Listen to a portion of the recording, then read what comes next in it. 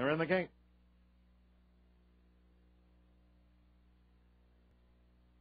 And they're off. The starter caught them in an even line.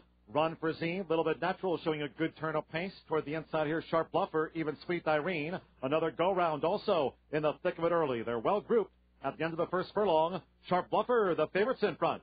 Ryan Hernandez Jr. and Sharp Bluffer out to dictate terms to Sweet Irene. Little Bit Natural, another go-round at the rail. Run for Z gets shuffled back to fifth, but is close up past the half-mile pole. Precious Polly and Blaze Venture is wide and last.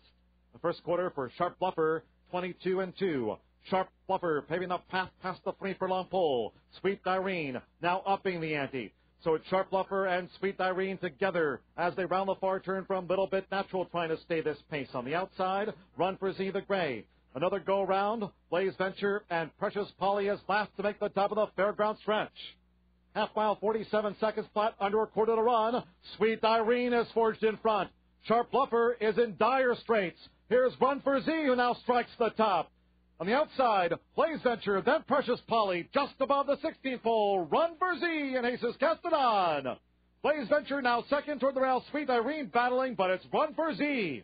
Run for Z pulls away to win by 3 from Blaze Venture. Sweet Irene finished third. Precious Polly fourth, well clear.